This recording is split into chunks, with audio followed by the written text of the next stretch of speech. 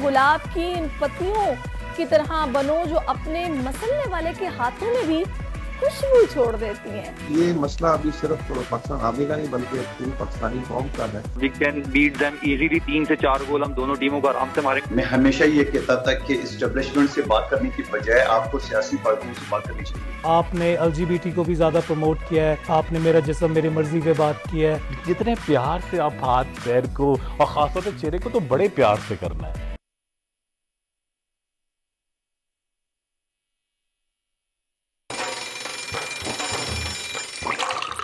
आजकल सबकी ही सुबह आउट ऑफ कंट्रोल है, दुनिया बोल है, दुनिया बोल है। अस्सलाम वालेकुम नाज़रीन, प्रोग्राम में आपको खुश आमदीद कहेंगे। सुबह खैर एंड वेलकम टू दुनिया बोल है। मैं हूं आपकी मेज़बान सहरिश ज़ुहेब। आज बुध का रोज़ है और इंशाल्लाह आज का दिन हम सभी का बहुत अच्छा गुजरेगा। अच्छी बात से दिन का आगाज़ करते हैं। कहते हैं कि गुलाब की इन पत्तियों की तरह बनो जो अपने मसलने वाले के हाथों में भी खुशबू छोड़ देती हैं। कितनी प्यारी बात है कि आप कोशिश करें कि जितना हो सके किसी के काम आ सके। और ज़ाहिर है जो तसल्ली, जो इत्मीनान, जो खुशी किसी के काम आके मिलती है, मेरा नहीं ख्याल कि उसका कोई दूसरा नेमुल बदल होता है। उस सेटिस्फेक्शन का वो अपना काम करके भी नहीं मिलती जो आपका जो दिल इत्मीनान महसूस करता है किसी और का काम करके। तो इसी पॉजिटिव बात के साथ आगे बढ़ेंगे, शामिल करेंगे आज की बड़ी खबर। जी, 9 मई करने और कराने वालों को सजा देनी पड़ेगी। इंतशारी टोले से कोई बातचीत नहीं होगी। DGISPR ने वाजे कर दिया। बयान के बाद PTI का सियासी मुस्तकबिल क्या होगा, इस पर बात करेंगे। पाकिस्तानियों के लिए बड़ा दिन। IQ कमर आज चांद के मदार में पहुंचकर चक्कर लगाएगा। पाकिस्तान को चांद की सतह का डेटा मिलेगा जहां आज तक कोई नहीं पहुंच सका। खलाई मिशन साइंस की दुनिया में कौम की अजीम कामयाबी है। नए लड़कों ने पुराने दौर की यादें ताज़ा कर दी। अजलान शाह हॉकी टूर्नामेंट में कौमी टीम की जबरदस्त परफॉर्मेंस।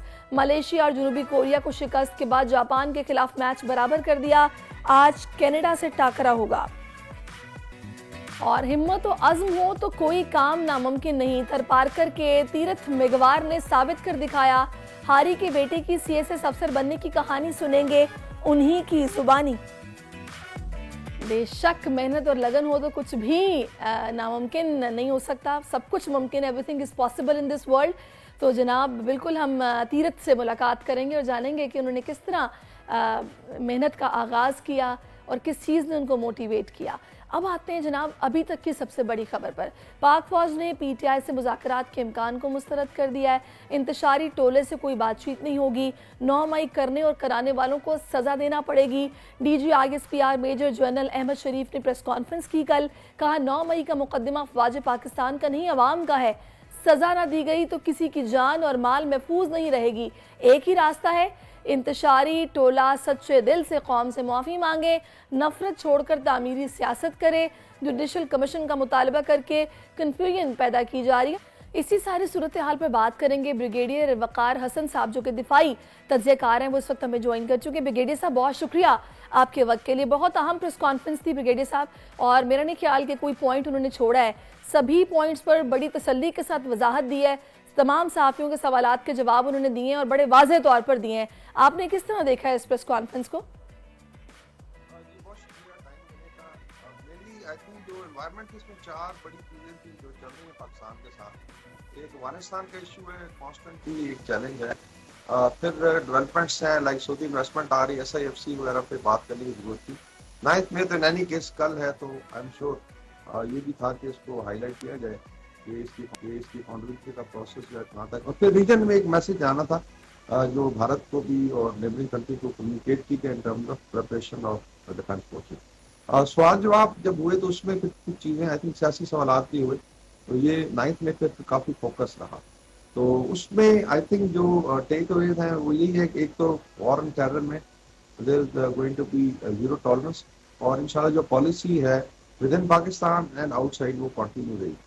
और उसमें डेफिनेटली पाकिस्तान आर्मी एक्सपेक्ट करती है कि कौम उनके साथ हो, और कौम ने इनका बड़ा साथ दी, उसको अप्रिशिएट भी किया उन्होंने कि जो वॉर एंड टेरर में लोगों ने कुर्बानियाँ दी, सफ़र किया, माइग्रेशन हुई। जब 9 में का है तो आई थिंक ये बड़ा ज़रूरी था, बिकॉज अभी दूसरी तरफ से PTI ऑलरेडी इसकी प्रिपरेशन कर रही है इसका जो है एक I would say warm up phase चल रहा है पिछले 2 हफ्ते से, और इसको एक इवेंट बनाने की कोशिश कर रहे हैं वो लोग।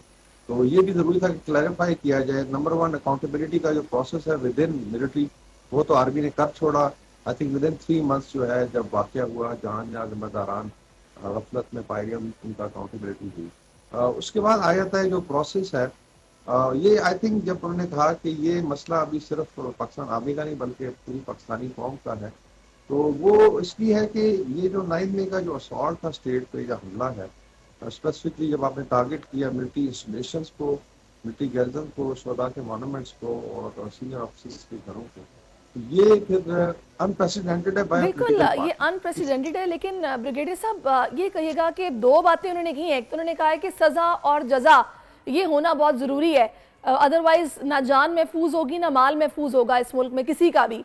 दूसरा उन्होंने ये भी कहा है कि जी माफी मांगे सिद्के दिल से और तामीरी सियासत का रुख करें। तो ये 2 बातें हैं। मैं चाहूंगी जरा इस पर थोड़ा सा आप रोशनी डालेगा कि ये सजा जजा भी मुकम्मल करना होगी, माफी भी मांगना होगी, ये दोनों बातें हैं। फिर ये आई थिंक सजा का सिस्टम इसलिए रखा गया, अभी मैं सिर्फ मिसाल दूंगा कि अगर कोई और पॉलिटिकल पार्टी यही रूट इख्तियार करे, बिकॉज अगर आप लेट से अकाउंटेबिलिटी नहीं करते और जो जिम्मेदारान है उनको कटहरे में नहीं लाते और पनिश नहीं करते, तो फिर एक प्रेसिडेंस बन जाएगा कि जी ये किया जा सकता है। इसका मतलब है कि पीपल्स पार्टी साथ आप लेट से कोई मामला होता है सिंध में, तो they can go and burn down naval basis को, आग लगा दें, एयरफोर्स बेस पे अटैक कर दें। इसी तरीके से पंजाब में उठेगा कल को। इसका मतलब है कि आप बेसिकली क्योस की बुनियाद रखती। और ये मैं वही बात मुकम्मल कर रहा था कि या तो टीटीपी ने किया है ये असॉल्ट ऑन द स्टेट, आवाम को भी नुकसान पहुंचाया, उसके बाद मिलिट्री इंस्टॉलेशन पर हमले किए, बेसिस पे हमले किए, या फिर ये पॉलिटिकल पार्टी ने किया है, पीटीआई ने। तो this has to be stop because वो तो उन्होंने वाज़ेह तौर पर कहा है ना कि सबूत अवाम ने भी देखे हैं, सभी के पास सबूत भी हैं, फुटेजेस भी हैं, तो इसमें तो कोई भाम वाली बात नहीं है। तो इसमें उन्होंने कहा ये फॉल्स फ्लैग का इसको नाम दिया गया, ये बिल्कुल गलत है, ये गुमराह करने की कोशिश थी। ऐसा कुछ नहीं है, सबूत मौजूद हैं और उन्हीं की बुनियादों पर कार्रवाई हो भी रही है और होनी भी चाहिए। इसमें जो पीटीआई की स्ट्रेटजी रही है, मेनली तो एक एफर्ट थी, एक आई वुड से कि एक इनकलाब या रिवोल्ट, ब्लडी रिवोल्ट की एफर्ट थी। फिर ये था कि फौज के अंदर बगावत हो, और जैसे ही ये इसमें अवाम ने साथ नहीं दिया और इनका ये फेल हो गया, और फौज ने भी खुदा न खास्ता ब्लड शेड वगैरह की तरफ नहीं, वरना गोली चला सकती थी आर्मी, उन्होंने अवॉइड किया डिस्पाइट उनको कॉस्ट पे करनी पड़ी। तो नाकामी के बाद फिर इसको ट्रिबलाइजेशन का एक प्रोसेस शुरू है जो पिछले साल से जारी है। वो ये होता है कि आप हेयर स्प्लिटिंग करें, आप इसका मजाक उड़ाएं, और फिर इलेक्शन का लेके जी के इलेक्शन में तो नलिफाई हो गया, नॉट रियलाइजिंग कि आप इसको ट्रिबलाइज नहीं कर सकते, बिकॉज ये ऐसा इवेंट था जो लाइव टेलीकास्ट हुआ, लाइव लोगों ने देखा। सोशल मीडिया पे आपको याद होगा इसी किसी कॉल हो रही थी बाहर से, इसी तरह एट टाइम जिसमें यूएस कांग्रेसमैन ज्वाइन कर गए, फिर इनके जो माउथ पीसेस थे लंदन में और नॉर्थ अमेरिका में, वो लोग डिसाइड कर रहे थे घरों के एड्रेस दे के जी वहां जाकर हमला करें, और फिर पार्टी ने तो ऑल इंडिया नजर। लेकिन ब्रिगेडियर साहब जो बात जाहिर है कल की इस प्रेस कॉन्फ्रेंस के बाद मुख्तलिफ टीवी चैनल्स पर डिस्कस तो हो रहा है, ये प्रेस कॉन्फ्रेंस भी हो रही है और ये सारे वाकयात, क्योंकि कल 1 साल भी मुकम्मल होने जा रहा है सानिया 9 मई को, तो इसमें ये भी बात हो रही है कि अगर सबूत मौजूद हैं, शवाहिद मौजूद हैं, तो फिर किस तरह शहरियार आफरीदी को भी रिहाई मिल गई, शानदाना गुलजार को भी रिहाई मिल गई, क्या अदम सबूत है जिनकी बिना पर उनको फिर छोड़ना पड़ रहा है? तो ये बातें भी डिस्कस हो रही हैं, इस पर आपका नुक्ता नजर क्या है? नहीं, मेरे ख्याल जो तो केसेस हैं जहाँ पे सॉलिड एविडेंस है वो तो चल रहे हैं, साफ ज़ाहिर है जमानत का एक सिस्टम है, स्पेशली जहाँ खवातीन की बात आती है तो उसमें कुछ ना कुछ रिलैक्सेशन होती है, but otherwise people have to face trials की। आप मिसाल देख लें कि कैपिटल हिल पे जब ट्रम्प के ट्रम्पस्टर्स ने अटैक किया, डिस्पाइट कि ट्रम्प वहाँ पे मौजूद नहीं था, but there was a central planning, उस पर सजाएं भी होगी। ये है कि वहाँ पे ऑटोमेटेड सिस्टम है कि पुलिस और अदालती निज़ाम उसको बताना नहीं पड़ता कि ये चीज़ का नोटिस नहीं। तो आई थिंक उसमें थोड़ा गिला भी था एस्टैब्लिशमेंट की तरफ से कि अभी तक जो है। और एक और चीज़ है कि मिलिट्री इंस्टॉलेशन हो, मिलिट्री पर्सनल कोई भी हो, आप कहीं इंडिया चले जाएं, आप बांग्लादेश अमेरिका चले जाएं, अगर वो संतरी एक ड्यूटी पे खड़ा है, आप उसको शाउट भी नहीं कर सकते, इसकी बड़ी सख्त सजा है, बिकॉज इसमें एक प्रोटेक्शन है फिजिकल, उसके बाद मेंटल और इस तरह सबवर्जन के अगेंस्ट एक सिस्टम रखा गया, सारी मिलिट्री फॉलो करती है। जब आप मिलिट्री गैदर में घुसेंगे तो मिलिट्री लॉ इन्वोक होता है, और ये पाकिस्तान में तो ऑलरेडी मिलिट्री कोर्ट्स जो है कॉन्स्टिट्यूशनली अप्रूव्ड है, तो उसके अंदर अगर कोर्ट्स अपना डालती हैं, डिले करते हैं, तो ये आई थिंक ये अफसोसनाक चीज़ है। टू सीट के अकाउंटेबिलिटी प्रोसेस अगर मुकम्मल नहीं होगा तो फिर ये चीज़ें डिले की वजह से फिर ये होता है कि दर नैरेटिव को आप खींच सकते हैं, चंगम की तरह उसको खींचते जाएं, हेयर स्प्लिटिंग करें, तो ट्रिबलाइज करें, तो फिर साफ ज़ाहिर है हिसाब जब होता हुआ नजर नहीं आएगा तो उसका फिर नुकसान। तो अच्छा, मेरे मुझे ये ख्याल में बताइएगा कि ब्रिगेडियर साहब, इसमें जो एक जमात जिसके हवाले से बार बार बात हो रही थी कि कुछ डील या फिर मुज़ाकरात, उस इम्कान को मुकम्मल तौर पर मुस्तरद किया है, तो फिर आगे आने वाले दिनों में सियासी मंजरनामा बाप क्या देख रहे हैं? वैसे तो उन्होंने कहा कि जी फौज का कोई बीच में कोई काम ही नहीं है ना, ये सियासी जमातों की मुज़ाकरात आपस की बात होती है, एक दायरा अलग है, उसका अपना काम है। लेकिन ये जो डील की बातें, फिर उसके बाद आपको पता है कि एक आला हुकाम जो फौज के थे उनका काफ़ी जिक्र रहा है कि जी वो दरमियान में थे, रजीम चेंज के सारा उनके साथ अंदर शामिल होने के साथ ही ये सारी चीज़ें हुई हैं। उन्होंने फिर ये भी कहा कि जी हमारे अंदर जो फौज के जितना बड़ा रैंक होता है उतनी सख्त कार्रवाई होती है और सजा जज़ा का अमल फौज में बड़ा शफाफ है और चल रहा है। तो किस तरह आप देख रहे हैं? मैं बाजवा साहब का जिक्र कर रही हूँ, उनका भी आपको पता नाम आता रहा है इस सारे मामले में। कि बिल्कुल इसमें जो आई थिंक मिलिट्री ने तो जो अकाउंटेबिलिटी करके दिखाई है, चाहे वो इमीडिएटली आफ्टर 9th में था या अभी कोई रिसेंट वाकयात है, और ये स्कीम चलती रहती है। ऐसा नहीं है कि मिलिट्री बिल्कुल से सेंसिटिव नहीं है या एक ट्रेंड्स जो है या इनका इम्पैक्ट नहीं आता। फायदा है जब आप एक मुल्की कैंपेन करते हैं और डेफिनेटली सिंपथाइजर भी होते हैं, तो फौज ने तो अपना कर लिया। अभी आ जाते हैं कि जो बात हो रही थी डील की, उसमें आई थिंक बड़ा क्लियरली इसको नलिफाई किया गया कि ऐसी कोई चीज नहीं है। हाँ, yes, in case they want to sit with political party तो आप करें, और दूसरा लीगल है कि कोर्ट्स में जो भी इसके फैसले जल्दी हो ताकि अकाउंटेबिलिटी का प्रोसेस हो। हाँ, ये मशवरा दिया गया इन केस आपने मेन स्ट्रीम में अगर आप आते हैं और जिस तरह आ भी रहे हैं, आप पार्लियामेंट आके डिस्कस करें, इस तरीके से आप जो है मेनली जो है पॉलिटिकल तरीके से अपनी स्ट्रगल जारी रखें, हाईलाइट करें, जो एक अपोजिशन का कंस्ट्रक्टिव काम होता है। लेकिन अगर गिराओ जलाओ या ये असॉल्ट और इंस्टॉलेशन है, इस तरह की सियासत, इसको अलाउ भी नहीं किया जा सकता और मेरे ख्याल में अलाउ किया भी नहीं जाएगा।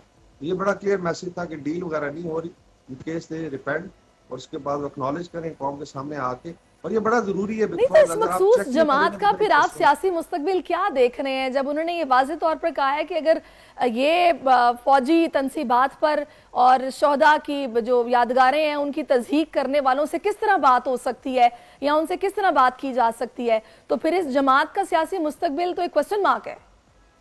जी बिल्कुल है, till the time I think जो मशवरा दिया गया। बाकी तो फिर law should take its due course. Pakistan में अनफॉर्चुनेटली आप बड़ा वकील कर ले, आप जो है उसमें ज्यादा पैसे दे दे तो केसेस को लंबा खींचा जा सकता है। लेकिन अगर आप मिसालें ने जहाँ जहाँ ये हुआ है वहाँ पे, लाइक यूके की मिसाल दी थी, फ्रांस में, अमेरिका का हमें पता है विद इन 3 months, उसके बाद फिर किसी की जरूरत नहीं होती कि वो जाके इस तरीके से किसी भी स्टेट इंस्टीट्यूट, पुलिस का कोई I would say police station है, जुडिशरी है, बाकी आपके वापडा के हैं या आपके बाकी दफातर है, ये तो कहीं भी अलाउड नहीं है। और ये अगर अलाउड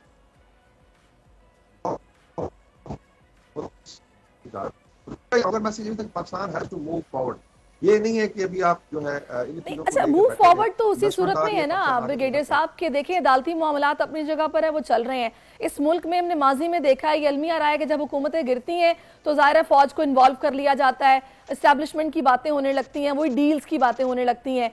अब जब हम देख रहे हैं कि एक जमात है, ज़ाहिर है एक तीसरी बड़ी जमात है, उनका मैंडेट भी है और आपको पता भी मखसूस नशिस्तों वाला मामला भी आपके सामने है, तो फिर क्या ये जो साथ बैठना, एक पेज पर बैठना, मुज़ाकरात और जमहूरियत मिलकर चलना, ये कैसे मुमकिन हो पाएगा जब एक जमात के क्रेडिबिलिटी पर, उनके फ्यूचर पर एक क्वेश्चन मार्क है?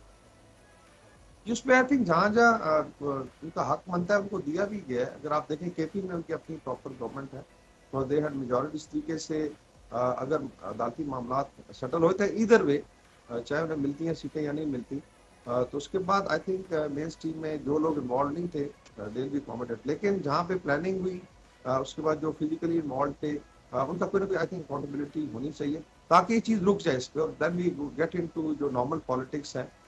एजिटेशन की पॉलिटिक्स भी होती है लेकिन यू कांट असॉल्ट, स्टेट पे आप हमला नहीं कर सकते, और अगर ये प्रेसिडेंट बन गया तो फिर तो मतलब पाकिस्तान के लिए बड़े मसाइल पैदा होंगे। लेकिन आई डोंट थिंक सो इसको अलाउ किया जाएगा। आई थिंक अवाम ने भी देखा है, यूथ ने भी देखा है कि इसका फायदा नहीं है। जो लोग इस्तेमाल हुए थे बेचारे, उन्होंने सफर किया, उनकी जॉब्स गई हैं, वो कई दिनों से। आखिर में एक छोटी सी बात आपसे पूछूंगी, आपका टेक क्या है? जुडिशल कमीशन बनाने की जो बात उन्होंने की, बिल्कुल बनना भी चाहिए, और फिर वो 2014 से उन्होंने कहा कि जितने भी इसके दरमियान वाकयात होते रहे हैं उनकी भी ज़ाहिर प्रॉबिंग होनी चाहिए। फिर आपने उस जमात का भी रद्दअमल देख लिया, उन्होंने कहा कि बिल्कुल आप करें प्रॉबिंग और उसके बाद सभी का एहतसाब और सभी की तहकीकात होनी चाहिए। उन्होंने भी सारे इवेंट्स गिनवा दिए, तो वाकई बनना चाहिए फिर जुडिशल कमीशन। जी, आई थिंक उसमें उन्होंने बड़ा क्लियरली मेंशन किया कि 9th में का कोई ऐसा इंसिडेंस नहीं है कि जैसे मैंने बताया कि तो लाइव टेलीकास्ट है, सारी दुनिया ने देखता है। अभी आप उसको हेयर स्प्लिटिंग करें तो आप उसको खेल सकते हैं, आप उसका मजाक उड़ा सकते हैं, चीजें बिल्कुल सामने हुई है, इन्वॉल्वमेंट है, कॉल्स है, टीवी फुटेजेस है।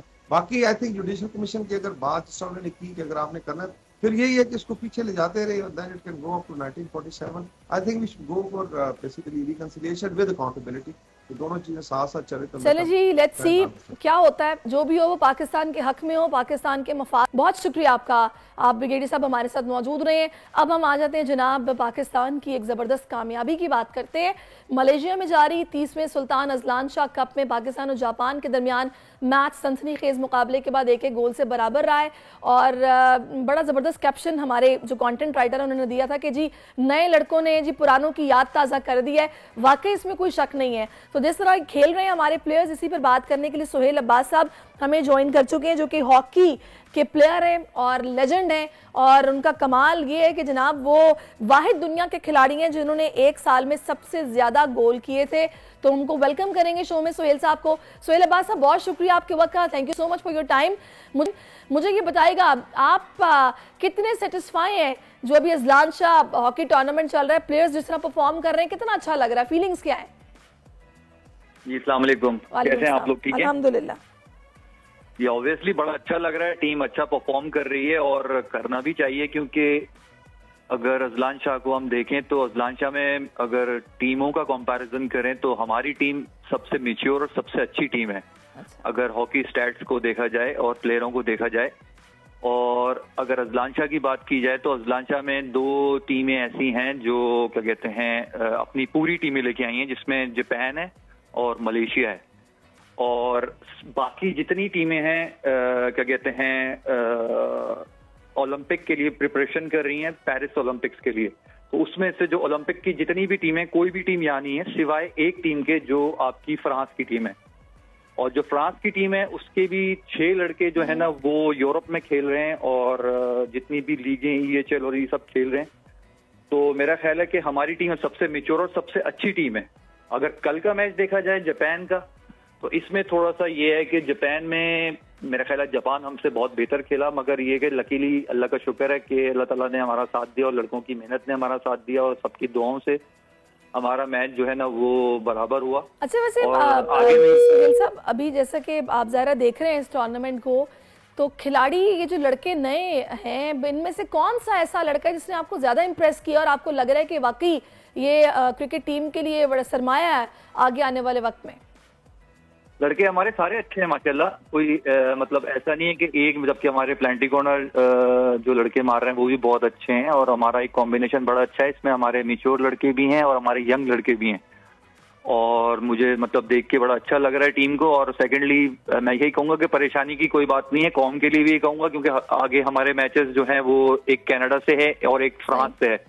और मैं अभी प्रेडिक्ट कर देता हूँ, I think we can beat them easily. 3 से 4 गोल हम दोनों टीमों को आराम से मारेंगे और फाइनल में हम आराम से पहुंच जाएंगे, क्योंकि जिस तरह टीमें हैं हमारे सामने तो मेरा ख्याल है कि हम इजीली फाइनल में पहुंच सकते हैं, कोई मसला नहीं है माशाल्लाह। अच्छा सुहेल साहब, मुझे ये बताएगा कि आखिर ये 15 साल का वक्त गुजरा है, उसके बाद आज हम ये बात कर रहे हैं कि नए लड़कों ने पुराने दौर की याद ताज़ा कर दिया है।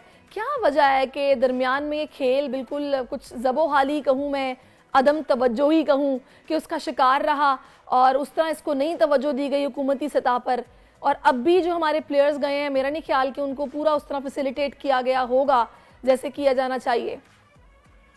देखिए मुझे नहीं पता आपके पास टाइम कितना है, एक लंबी बात है, मगर इसको हम एक सवाल को थोड़ा सा बांट लेते हैं। इसमें ये है कि पहले तो ये जो प्लेयर्स गए इनको क्या मिलता है क्या नहीं मिलता, ये एक अपनी जगह है और मिलना चाहिए, जॉब्स भी होनी चाहिए और लड़कों को अच्छी फैसिलिटीज भी होनी चाहिए और अच्छी जो है ना क्या कहते हैं आपकी TAD है, बहुत सारी चीजें होनी चाहिए।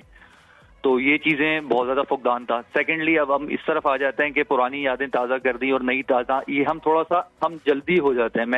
मैं टीम से बहुत खुश हूँ और सब खुश हैं, ये एक अलग चीज है, मगर एक चीज होती है जो मेन टूर्नामेंट्स होते हैं जो हमें देखने चाहिए, Olympics, world cup, champions trophies, ये सारी चीजें जब आती हैं हम बिल्कुल डिक्लाइन पे चले जाते हैं। असल चीज वही है जो हमें पुरानी यादें ताज़ा कराती है। प्रॉब्लम ये हो जाती है जो ये, जैसे मैंने आपसे अजलान शाह का जिक्र किया, तो इसमें कोई टीम ऐसी नहीं है जो अपनी टीम लेके आई हो, इसमें कोई टीम ऐसी नहीं है जो ओलंपिक्स में खेल रही हो, मतलब इसमें वो टीमें नहीं है जिनसे मैचेस खेलने हैं और रैंकिंग हमारी बहुत बेहतर होगी। तो कहने का मकसद ये, जो इस किस्म के टूर्नामेंट हम इजीली जीतते हैं, जैसे मैंने कहा हम इजीली फाइनल में पहुंच जाएंगे, मैं अभी प्रेडिक्ट कर रहा हूँ, कोई मसला नहीं, आप देख लीजिएगा आगे। प्रॉब्लम ये होती है जब हम यहाँ जाते हैं, हम अपनी मेन टीम के साथ होते हैं और दूसरे प्रिपरेशन के लिए आ जाते हैं और वो अपनी यंग टीमें ले आते हैं। हम टूर्नामेंट जीतते हैं और उसमें खुश होते हैं। जब हमारा मेन टूर्नामेंट आता है तो हम वहां पे लैग कर जाते हैं, वहां हार जाते हैं, फिर हम कहते हैं पता नहीं क्या हुआ। प्रॉब्लम ये है जब हम प्रिपरेटरी टाइम में होते हैं वहां हमें डिसीजन लेने चाहिए और वहां हमें स्ट्रांग होना चाहिए और बर्दाश्त करना चाहिए हार को भी और जीत को भी, तब हम आगे की तरफ जाएंगे। हमारे साथ प्रॉब्लम ये है एज अ नेशन भी, और जो लोग काम भी कर रहे हैं या तो उनको पता नहीं है कि हमें जब प्रिपरेशन करनी, जैसे और टीमें कर रही हैं, वो बर्दाश्त करते हैं, हारते हैं, मगर वो अपने यंग प्लेयरों को मैच्योरिटी की तरफ लेके जाते हैं, एक्सपीरियंस की तरफ लेके जाते हैं और बड़े टूर्नामेंट में वो जीतते हैं और बड़े बड़े टूर्नामेंट से हम नीचे आ जाते हैं। तो ये स्टेप्स लेने पड़ेंगे और इसके लिए कड़वा घूंट भी पीना पड़ेगा, हमें और यंगस्टर्स को भेजना पड़ेगा, जैसे और टीमों ने अभी अजलान शाह में भेजे हैं। और यंगस्टर्स को लेके जाना पड़ेगा तो उससे पहले उनको ढूंढना पड़ेगा। लेकिन हमारे यहाँ जो टैलेंट हंट है, यहाँ पर जो हमारे हॉकी ग्राउंड्स हैं, उनकी जो हालत है, आपके ख्याल में क्या वो इस काबिल है? क्या हम उस लेवल को मीट करते हैं जो कि दीगर टीम्स के पास फैसिलिटीज हैं यहाँ पे जिस तरह के ग्राउंड्स मौजूद हैं?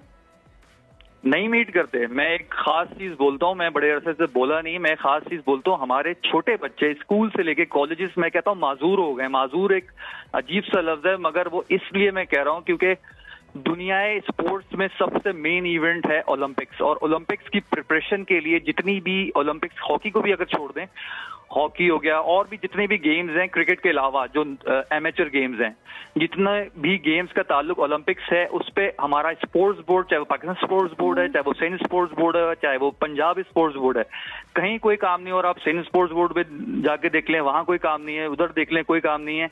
असल चीज यही है जब वहां और 2% बजट होता है, वो जश्न बहारा और बसंत बहारा, फूलों की नुमाइश, सारा वहां चला जाता है, जहाँ बच्चों पे लगना होता है, जहाँ ग्राउंडों पे लगना होता है, जहाँ अच्छे प्रोफेशनल कोचों पे लगना होता है, जहाँ लोगों बच्चों की नौकरी और बच्चों के लिए आप अच्छा बजट करें, अजीब सी बात है। देखिए क्रिकेट में कहीं नहीं लग रहा मैं कहना तो नहीं चाहती, लेकिन क्रिकेट में देखें ना, आप लाखों रुपया सैलरीज दे रहे हैं, कॉन्ट्रैक्ट साइन हो रहे हैं, और अगर इन बच्चों के साथ या इन यंगस्टर्स के साथ ऐसे किया जा रहा है तो ये बिल्कुल ज्यादती है।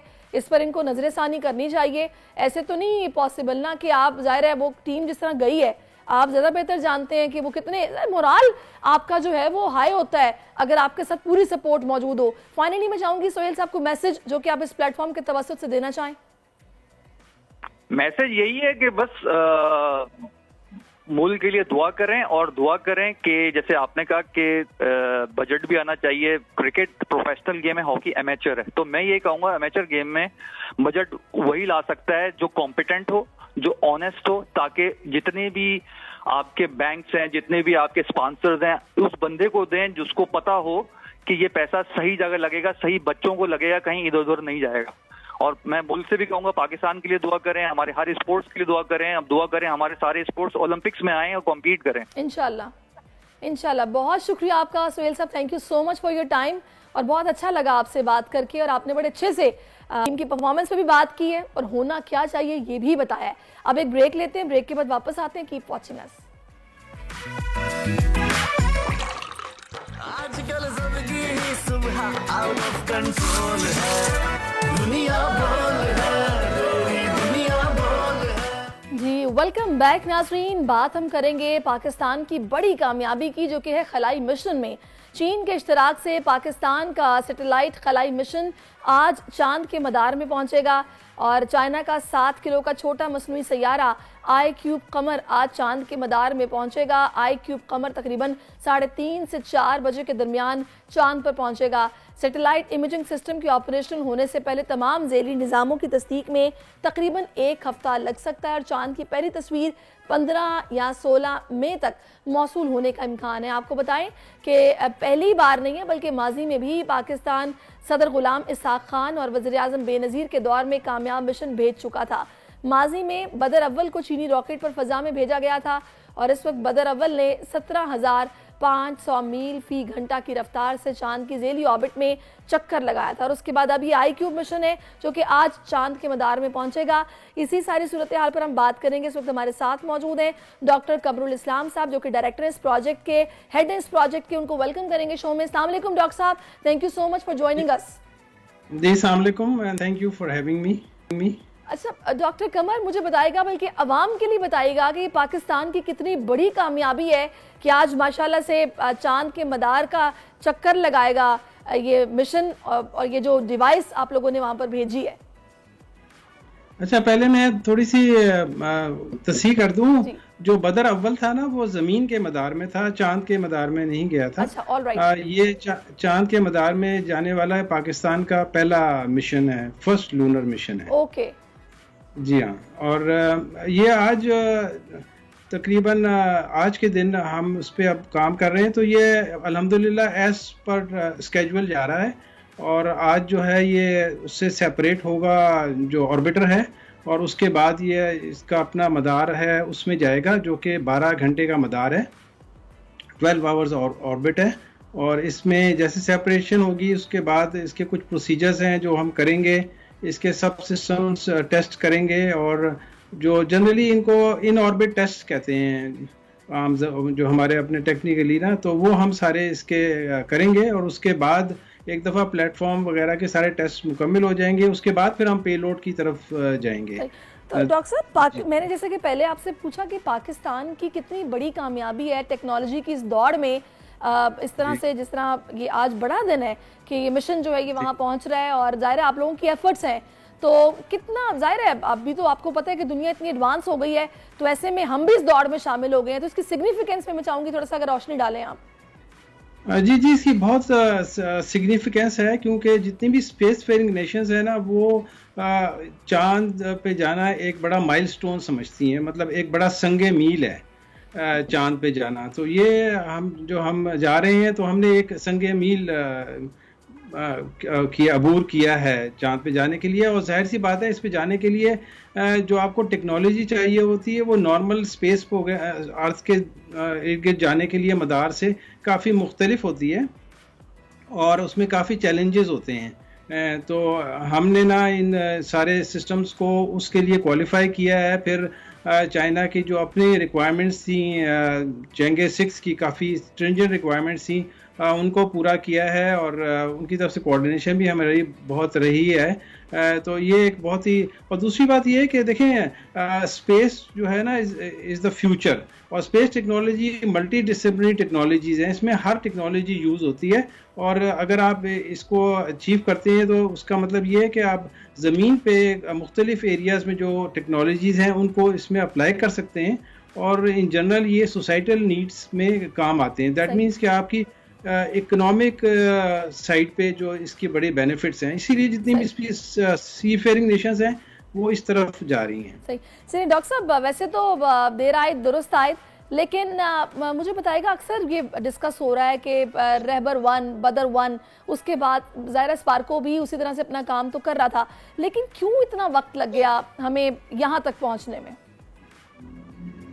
अच्छा, स्पेस जो है ना इसमें आपकी ना बहुत चाहिए होती है investment in terms of financial investment बहुत चाहिए और उसके बाद आपको ह्यूमन स्किल्स डेवलपमेंट करने के लिए एक काफ़ी टाइम चाहिए होता है। तो उस हिसाब से जो हमारी इन्वेस्टमेंट है वो लिमिटेड थी जो हमारे ज़मीन के इर्द गिर्द सैयारों पे और सैटेलाइट्स पे चांद वगैरह की जो हमें अपॉर्चुनिटी मिली है वो इस तरह से मिली है कि जब ये मिशन जा रहा था तो इसकी हमें कोई कॉस्ट नहीं है, लेके जाने की कोई कॉस्ट नहीं है। दैट मीन्स कि हम सिस्टम डेवलपमेंट हमने टेक्नोलॉजी वाइज किया और हमें कोई कॉस्ट नहीं देनी पड़ी इसको लेकर जाने के लिए, जिसको लिए हमारे लिए बड़ा ये अच्छा मौका था कि हम अपनी टेक्नोलॉजी डेवलप करें, डेमोन्स्ट्रेट करें और ये संगे मील हासिल करें। बिल्कुल। अच्छा, इसमें डॉक्टर कमर मुझे बताएगा वो वक्त कितना दूर है इस मिशन के बाद कि हमारा खलाबाज भी चांद की ज़मीन पर कदम रखेगा? देखिए हर चीज़ के ना वो स्टेप्स होते हैं। तो पहला स्टेप तो ये होगा कि हमारा खलाबाज खला में जाए, यानी कि जो ज़मीन के इर्द गिर्द जो जैसे हैं मुख्तलिफ़ किस्म के स्पेस स्टेशंस, उनमें जाए। और उसके बाद जो दूसरा स्टेप फिर ये होगा कि चांद पे जाएं। चांद पे अभी तक ना सिवाय अमेरिका के और दुनिया में कोई किसी मुल्क का कोई शख्स चांद पे कदम नहीं रख सका। जो चीन का भी जो है वो एम है कि 2030 में इनका पहला जो है ना वो चाइनीज नेशनल वो चांद पे लैंड करेगा। इसके अलावा भी और किसी मुल्क ने अभी तक नहीं किया। अमेरिका ने अभी 2026 से 27 में दोबारा से वहाँ चांद पे जाने का सोचा है और उसमें शायद जापान का एक एस्ट्रोनॉट जाए। सही। अच्छा डॉक्टर साहब मुझे बताइएगा, अभी जो कहा जा रहा है कि तकरीबन 16 या 15 मई को ये इमेजेस जो हैं वो मिल जाएंगे, जो अभी ज़ाहिर है ये मिशन गया है और वहाँ से डेटा इकट्ठा किया जाएगा, वो कितना बेनिफिशियल होगा स्टूडेंट्स के लिए, आप लोगों के लिए, उसकी ज़रा अफादियत तो बता दीजिए। देखें, जो भी सैटेलाइट होता है ना, चाहे वो ज़मीनी मदार में हो या चांद के मदार में हो, उसके दो हिस्से होते हैं। एक उसका प्लेटफॉर्म होता है जो को क्वालिफाई करता है कि ये सैटेलाइट इस मदार में ऑपरेट कर सकता है। तो एक तो हमारी उसकी क्वालिफिकेशन में डिफरेंट सब सिस्टम्स होते हैं जिनको हम क्वालिफाई करते हैं और उसकी बड़ी एक हैसियत होती है। तो हम तो एक ये होगा। दूसरा उसका पेलोड होता है। इस केस में इसका पेलोड इमेजिंग का है और हमारा इसका जो ऑर्बिट है वो इस तरह से बना हुआ है कि हम इसकी जो साउथ साइड में ज़्यादा इंटरेस्ट है जनूबी पोल की तरफ, तो हमने इसको मदार इस तरह से बनाया है कि वो करीब तरीन उस इलाके में होगा। तो हमें उधर सबसे ज़्यादा हाई रेजोल्यूशन इमेजेस मिलेंगी और बाकी जगहों की भी इमेजेस मिलेंगी। तो इमेजेस से फिर हम उसका इमेज एनालिसिस करेंगे एंड उसमें बहुत सारी चीज़ें ऐसी हैं जिससे हम मालूमात हासिल कर सकते हैं, वो क्योंकि वो हमारा अपना डाटा होगा, अपने सैटेलाइट का डाटा होगा, तो उससे बहुत मालूमात हासिल हो सकती है। अच्छा डॉक्टर साहब मुझे ये भी बताइएगा कि अब ये इसकी मॉनिटरिंग आप लोग किस तरह से कर रहे हैं, क्योंकि ये मिशन तो आई थिंक सो चीन के सूबे से गया है और टेक्नोलॉजी वाइज आप लोगों ने डिवाइस उनको दिया, वो आप लोगों ने कनेक्ट कराई है और इस तरह ये चला गया है। तो क्या कोई मॉनिटरिंग सिस्टम यहाँ पे भी लगा हुआ है, वहाँ पे भी लगा हुआ है, काम हो किस तरह रहा है? जी ऐसा है कि चांद या मरीख पे जो भी सिस्टम जाते हैं वो उनका कनेक्शन डीप स्पेस नेटवर्क्स के थ्रू होता है। डीप स्पेस नेटवर्क का मतलब ये है कि बहुत बड़ी बड़ी डिशेस होती हैं जो कि दुनिया के मुख्तलिफ जगहों पे हैं, उनके थ्रू कनेक्शन होता है। चाइनीज़ का भी अपना डीप स्पेस नेटवर्क है और हम उस डीप स्पेस नेटवर्क से कनेक्टेड इस तरह से हैं कि उनका जो भी डाटा है ना वो हमारे स्टेशंस हैं इस्लामाबाद, लाहौर में और इस्लामाबाद में, तो वो डाटा की वहाँ अवेलेबिलिटी। और लेकिन अभी क्योंकि ये अभी रिलीज़ हो रहा है तो इसमें थोड़ी सी ज़्यादा जल्दी एक्टिविटीज़ चाहिए होंगी, तो इसलिए मैं खुद और मेरी टीम जो है ना इस वक्त चाइना में है, क्योंकि ये थोड़ा सा अभी प्रोसीजर जो होता है सेपरेशन का और वगैरह। तो डॉक्टर साहब चाइना में क्या माहौल है, कितनी एक्साइटमेंट है इस मिशन को लेकर? जी बहुत एक्साइटमेंट है। आपने आई डोंट नो मुझसे जो है ना चाइना की जो मेन मीडिया के जितने भी लोग हैं उन्होंने काफ़ी लंबी मुझसे वो इंटरव्यूज़ लिए हैं और फॉरेन मीडिया ने भी लिए हैं और बड़ी एक्साइटमेंट है और उनको ये बड़ी खुशी है कि पाकिस्तान का जो सैटेलाइट है उनके मिशन के साथ जा रहा है और हमारा अपना अलहदा मिशन है, उनका अलहदा मिशन है, तो ये बड़ी एक्साइटमेंट है। सही। अच्छा जहाँ पर जाहिर है कामयाबी होती है वहाँ पर हासिदीन भी होते हैं।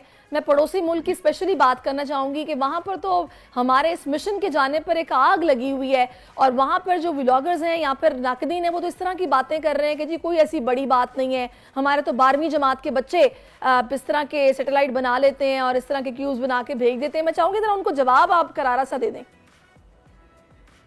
देखिए सबसे अच्छा जवाब तो हमारे काम से है। हमने जो चांद पे जो भेजा है तो यही एक जवाब है। मतलब ये कि जब आप कोई काम कर देते हैं और जिस पे लोग वो दूसरे ऐसी बातें कर रहे हैं तो इसका मतलब यही होता है कि उनको काफ़ी प्रॉब्लम है इससे। तो यही एक बड़ा जवाब है मेरे ख्याल से। बिल्कुल आपने सही कहा, बहुत शुक्रिया। अच्छा मैं फाइनली आपसे थोड़ा सा एक बात शुक्रिया से पहले जानना चाहूँगी कि जो स्टूडेंट्स जो कि इस फील्ड से वाबस्ता हैं उनके लिए आप क्या बताएंगे इस फील्ड को लेकर? जाहिर है खलाई दौड़ में अब हम लोगों की एक अजीम कामयाबी है और जिस तरह से आप लोग काम कर रहे हैं आगे आने वाला वक्त इन स्टूडेंट्स का फ्यूचर कितना ब्राइट है पाकिस्तानियों का? जी, मेरे ख्याल से ये वाला प्रोजेक्ट जो है ना, ये स्टूडेंट्स के लिए बड़ा मोटिवेशनल है। जो भी स्टूडेंट्स हैं खासकर, और जो हमारे रिसर्चर्स हैं, उनके लिए बड़ा मोटिवेशनल है। और हमें ना इसको बड़ा ऑप्टिमिस्टिकली फ्यूचर प्रोजेक्ट्स देखने चाहिए, ज़मीन के मदार में भी और चांद पे भी और खला में, क्योंकि ये मैंने जैसे कहा, ये खला में जाना एक मल्टी डिसिप्लिनरी है। आप किसी भी एरिया से काम कर रखते हो, चाहे मैकेनिकल इंजीनियर हो, चाहे इलेक्ट्रिकल इंजीनियर हो, चाहे मटेरियल्स इंजीनियर हो, सॉफ्टवेयर इंजीनियर हो, केमिकल इंजीनियर हो, हर एक की एप्लीकेशन यहाँ पर है। तो अगर आप अपने फील्ड में अच्छे हैं और स्पेस में कंट्रीब्यूट करेंगे तो आप हर जगह उसको अप्लाई कर सकते हैं। तो ये एक बड़ा, और दूसरी एक बात ये है कि हमारे जो इंजीनियर्स हैं या साइंटिस्ट हैं, उनका लेवल जो है वो किसी जगह भी कम्पीट कर सकते हैं। ज़बरदस्त, thank you so much doctor साहब फॉर योर टाइम, और मेनी कॉन्ग्रेचुलेशंस वंस अगेन। ये आप लोगों की एफर्ट्स हैं जिनकी वजह से आज हमें अजीम कामयाबी मिली है फॉर जॉइनिंग अस। तो डॉक्टर कमरुल इस्लाम हमारे साथ मौजूद थे, प्रोजेक्ट डायरेक्टर, और बड़ी ज़बरदस्त बातें उन्होंने की हैं। ब्रेक लेते हैं, ब्रेक के बाद वापस आते हैं। Stay with us. आजकल जिंदगी ही सुबह आउट ऑफ कंट्रोल है, दुनिया बोल है, दुनिया बोल है। जी, वेलकम बैक नाज़रीन। कुछ सियासी हलचल पर बात करते हैं। मुल्क में सियासी सूरत हाल में गहमा गहमी देखी जा रही है। DGISPR तर्जुमान के बयान के बाद नून लीग पीपल्स पार्टी समेत दीगर सियासी जमातों ने भी 9 मई वाक़े में मुलविस किरदारों को कैफरे किरदार तक पहुँचाने का मुतालबा किया है। मुस्लिम लीग नून पीपल्स पार्टी के साथ मिलकर बजट पेश करने की भी ख्वाहिशमंद है। इसी हवाले से नून लीग पीपल्स पार्टी से एक बार फिर रब्ता भी हुआ है। तो पीपल्स पार्टी ने पैगाम लाने वालों को कोई जवाब नहीं दिया है। हुकूमत के पीपल्स पार्टी से बैकडोर चैनल राब्ते बदस्तूर जारी हैं। नून लीग ने एक बार फिर पीपल्स पार्टी से मुश्तरका दोस्तों के ज़रिए रब्ता किया है। जवाब क्यों नहीं दिया गया, क्या इसके पीछे वजूहात हैं, और जो ख्वाहिश है उसका ये पीपल्स पार्टी एहतराम करेगी या नहीं करेगी, इसी पर बात करने के लिए इस वक्त पीपल्स पार्टी के सीनियर रहनुमा हैं कादिर खान मंदोखेल। उनसे हमने रब्ता किया है। उनको हम शो में खुशामदीद भी कहेंगे और उनसे बिल्कुल जानेंगे कि आखिर क्या वजह है कि आपने अपने पुराने दोस्तों को खातिर ख्वाह जवाब नहीं दिया। और अगर उनकी ख्वाहिश है तो मेरा नहीं ख्याल कि नेक काम में देर करनी चाहिए। अगर मुल्क की फलाह के लिए फ़ैसले करना है, और ज़ाहिर है आगे बजट भी अगले महीने, तो ऐसे में मिलकर चलना ज़्यादा बेहतर है। तो मंदोखेल साहब, बहुत शुक्रिया आपके वक्त के लिए। अस्सलाम वालेकुम मंदोखेल साहब, बताइएगा ये बजट के हवाले से जो आप लोगों से रब्ता किया है नून लीग ने, क्या वजह है कि कोई जवाब नहीं आप लोगों ने दिया? जवाब देंगे, क्यों नहीं देंगे? अच्छा, फौरी नहीं दिया, सोच समझ के देंगे? अब तो जाहिर बात है, हर बात सोच समझ के करना पड़ता है। और दूसरी बात की नजकारी के हवाले से ऑलरेडी पीपल्स पार्टी ने 3 रुकनी कमेटी बना दी है। शेरी रहमान साहबा, नवीद कमर साहब और सलीम मांडवी वाला, वो भी मुज़ाकरात करेंगे क्योंकि निजकारी के ऊपर पीपल्स पार्टी के पहले ही तहफ़्फ़ुज़ात थे, जैसा कि ये को प्राइवेटाइज कर रहा है या स्टील मिल को या इस तरह रेलवे दूसरे अदारों को। तो यकीनन जो बजट है उसके ऊपर भी हम बात करेंगे और अपनी तजावीज़ देंगे। तो थोड़ा सा मंदोखेल साहब बताएगा कि इतना वक्त जो लिया जा रहा है, ज़ाहिर है आप लोग पहले से इनको जानते हैं, आप लोगों ने इकट्ठे काम किया है 16 महीने की जो हुकूमत पीछे थी, तो क्या वजह है कि अभी आप लोगों ने कुछ वक्त लिया है और सोच समझकर आप फैसला करना चाह रहे हैं? आप खुद फरमा रही है कि हमने मिल के काम किया, तो मिल के काम के तजर्बे की वजह से हम सोच समझ के काम करेंगे। क्योंकि 16 महीने की जो PDM की हुकूमत थी वो कोई अच्छा नहीं रहा। इस वजह से हम कहते थे हमारी मिनिस्ट्री ठीक है, वो कहते थे हमारी मिनिस्ट्री ठीक है। तो इस वजह से इस मरतबा पीपल्स पार्टी ने फुल फ्लैज उनको इख्तियार दिए कि आप खुद ही चला लो, आप खुद ही मिनिस्ट्री मिनिस्टर जो भी आपने करना है, लेकिन ये कि कम से कम एक तरफ हो। लेकिन इस बात में भी मजीद है मुस्लिम लीग नून वाले कि नहीं जी आप काबीना में शामिल हो जाए। तो जो आपका सवाल है, यकीनन बजट आ रहा है, महंगाई है और ये तूफानी बदतमीजी हर तरफ, अभी गंदम का इशू आप देख रहे हैं, 80-85 अरब का करप्शन है। तो ये सारी चीजों पे पीपल्स पार्टी अपनी आंखें बंद नहीं कर सकती है। सही। अच्छा मंदोखेल साहब, अभी बड़ा हम एक देख रहे हैं हलचल सी, कुछ गुफ्तगू, आपको पता है पिछले दिनों काफ़ी ज़ेरे बहस आ रही थी कि जी डील की बातें हो रही थी।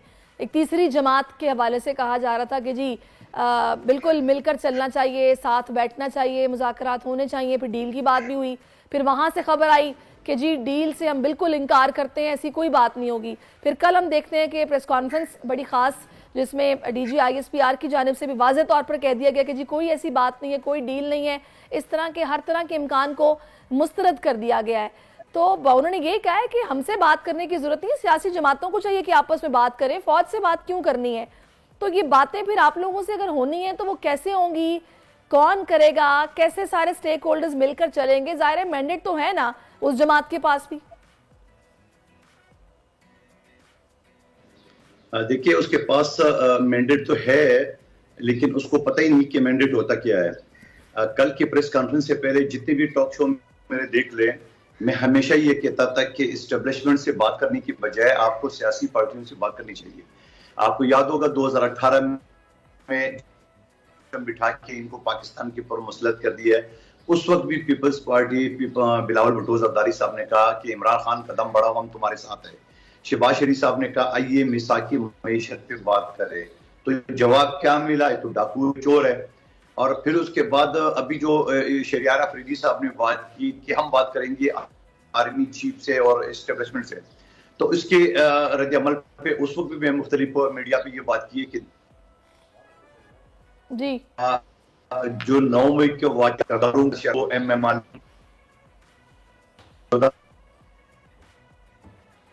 कर दी है, इनका इख्तियार तो आर्मी चीफ के पास भी नहीं है, इनका इख्तियार तो एस्टेब्लिशमेंट या DG SPR के पास भी नहीं है, न किसी सियासी पार्टी के पास है, क्योंकि ये पाकिस्तान के ऊपर हमला है, रियासत के ऊपर हमला है और उन शोहदा की कुर्बानियों के ऊपर हमला है जिन्हें पाकिस्तान के लिए जाने दिए। तो कैसे कोई अदारा उसको माफ कर सकता है? तो वो कल DG SPR में ठिका के जवाब दे दिया है। उनको अगर थोड़ी सी अकल आ जाए तो उनको वापस सियासी पार्टियों की तरफ आना पड़ेगा। नहीं तो आपको लगता है कि ये जो मशवरा उनको दिया गया है कि सिद्ध के दिल से माफी मांगे और तामीरी सियासत की तरफ आए, तो आपको लगता है कि इस मशवरे को कंसिडर किया जाएगा?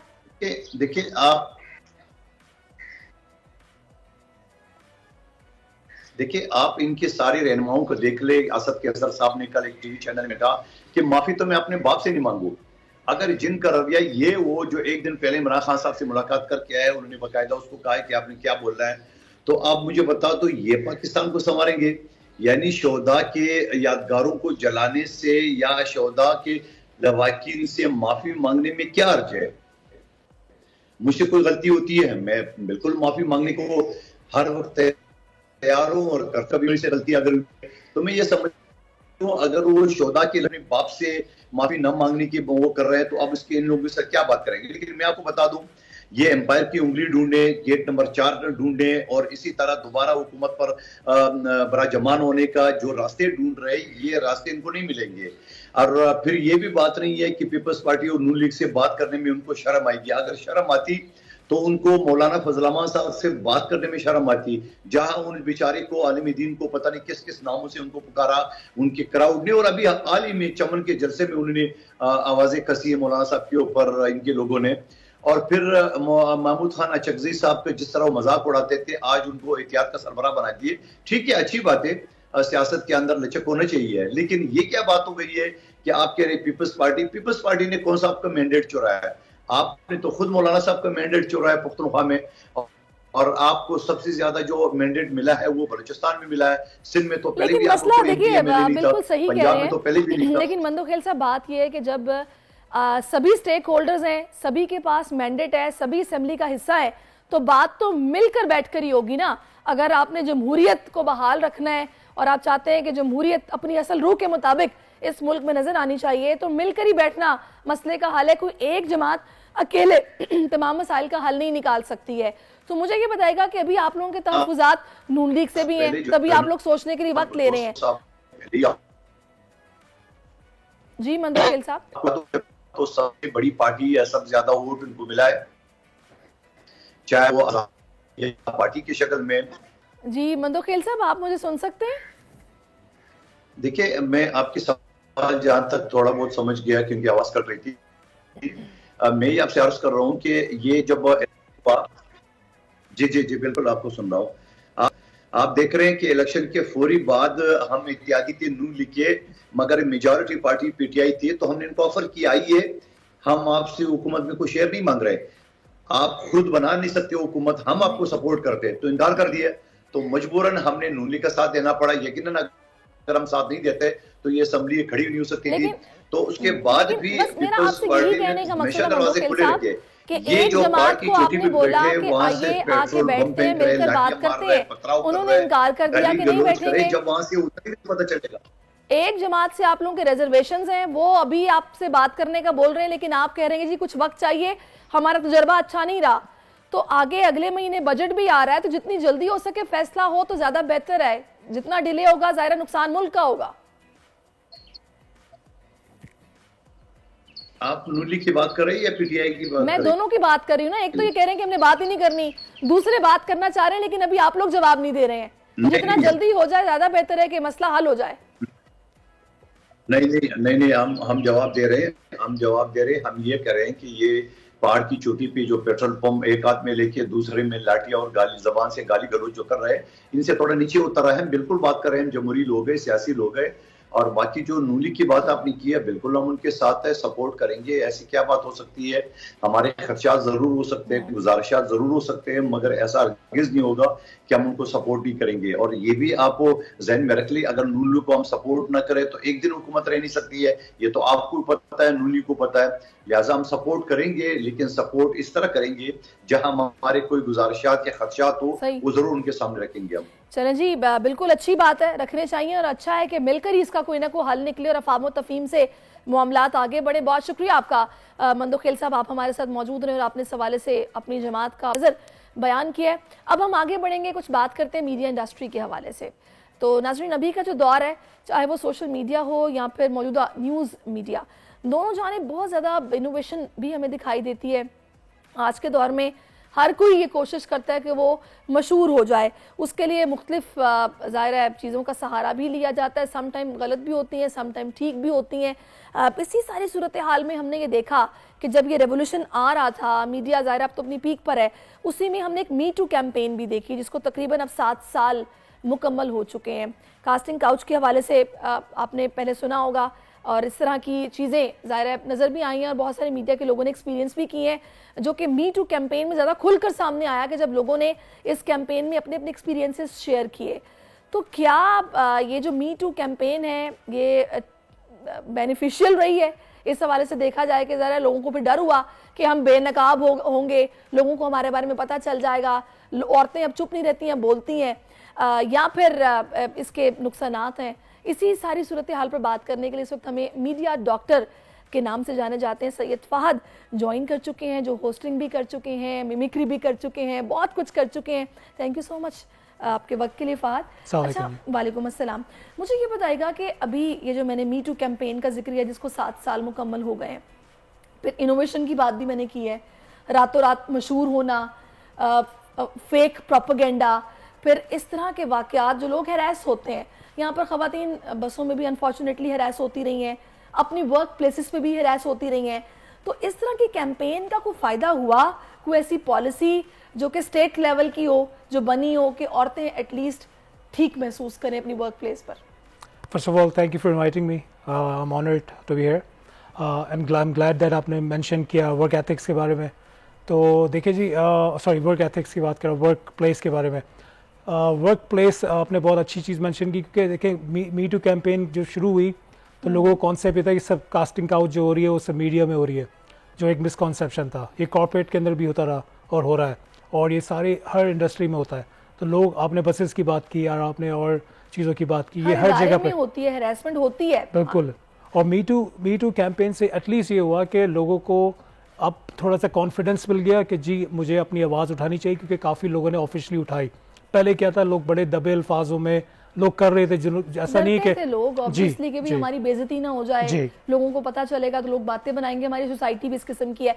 लेकिन मैं सबसे पहले चाहूँगी, इनिशियली आप मुझे पहले ये बताइएगा कि वाकई ही ये हकीकत है, क्योंकि देखें हम तो सिर्फ ख़वातीन की बात कर रहे हैं, मैंने मर्दों के हवाले से भी सुना है कि किरदार के बदले किरदार कुशी, कुछ इस तरह की बातें कि आप पहले गिव एंड टेक चलता है। आम अल्फाज में कहा जाता है कि जी आप मुझे ये बताएं ना कि आप मेरे किस काम आ सकते हैं, तो फिर मैं आपको ये काम देता हूँ।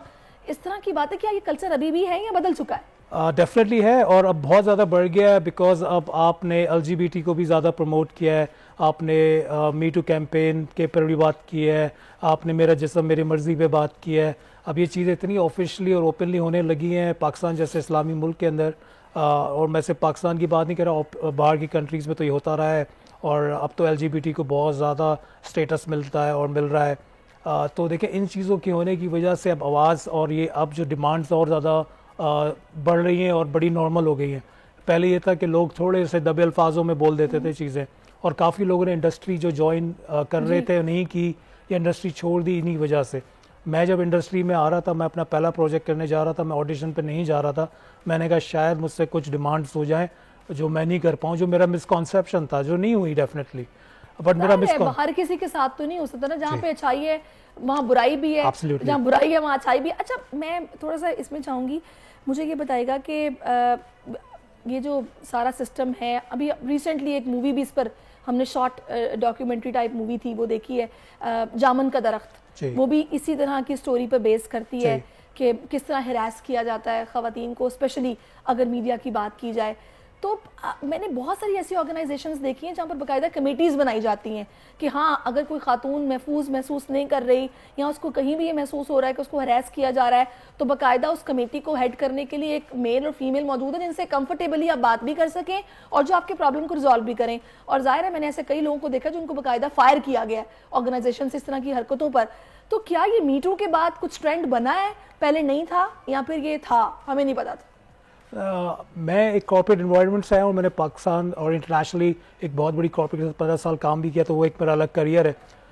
वहाँ पर भी एक प्रॉपर ऑर्गेनाइज मतलब एक डिपार्टमेंट है जो सब चीज़ों को रन करता है। अब देखें डिलेमा ये है कि डिपार्टमेंट्स तो हैं, बट डिपार्टमेंट रन किसके अंडर हो रहे हैं? बिजनेस के अंडर रन हो रहे हैं। तो जो बिजनेस डिसाइड करेगा वही होगा। अब मैं आपको एक एग्जाम्पल दूँ, फर्स्ट करें एक हरासमेंट एक ऐसे बंदे ने की जो बहुत बिजनेस लेके आ रहा है और बहुत इन्फ्लुएंशियल है, और वो बिजनेस के लिए बहुत इंपॉर्टेंट है, कंपनी के लिए बहुत इंपॉर्टेंट है, और मैंने ये सब चीज़ें देखी है। मैंने कॉर्पोरेट एनवायरनमेंट 20 साल काम किया है, मैंने भी देखी है जी। मैं अब जो बात करूँगा बिल्कुल टू द फैक्ट करूँगा। तो मैंने 20 साल कॉर्पोरेट भी किया है, एंटरटेनमेंट भी 20 साल मेरा एग्जैक्टली।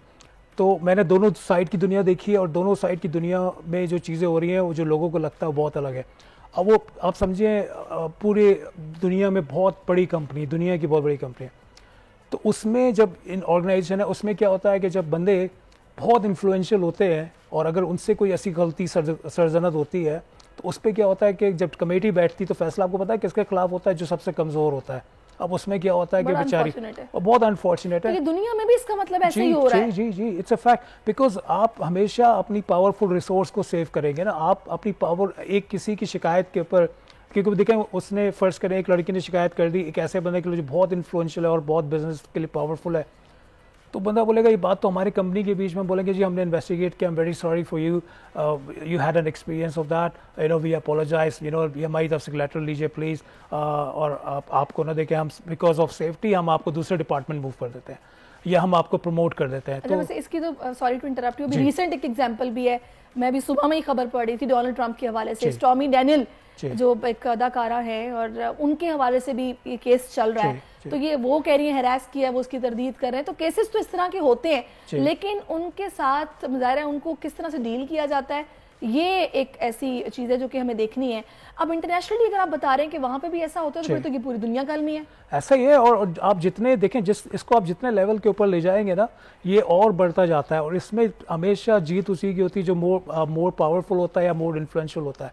अब अगर आप ये सोच रहे कि नहीं सच्चाई की जीत होगी तो नहीं हो सकती, क्योंकि जाहिर बात है वहाँ पर जो बैठा है वो उससे सैलरी भी तो ले रहा है। मैं अगर फर्ज करें मैं अपनी कंपनी के ओनर के खिलाफ या अपने कंपनी के पावरफुल लोगों के खिलाफ फैसले लेना शुरू कर दूं, वो बोलेंगे भाई आप निकल जाओ यहाँ से, बैठ जाओ, मैंने आपको एज अ लॉयर तो नहीं कंपनी में यहाँ रखा हुआ, मैंने आपको एज अ डिपार्टमेंट हायर किया जो यहाँ पर एक पीस क्रिएट करे और एक ऐसी सिचुएशन क्रिएट करे जिसमें हमारे मेन पावरफुल लोग सेफ रहें। हम उनको छोटी सी वार्निंग या तंबी दे के बिठा दें कि बॉस प्लीज थोड़ा तो ख्याल करो। अब इस सारे में ये है कि हम ये तो कह सकते हैं कि जी रेशो कम ज्यादा हो सकता है, लेकिन बिल्कुल खत्म नहीं किया जा सकता। जाहिर है जहाँ अच्छाई है वहाँ बुराई है, मैंने पहले भी कहा। पाकिस्तान में जब मी टू कैंपेन लॉन्च हुई 2017-2016 था जब ये, हाँ जी बिल्कुल, अब तकरीबन इसको 7 साल भी मुकम्मल हो गए हैं।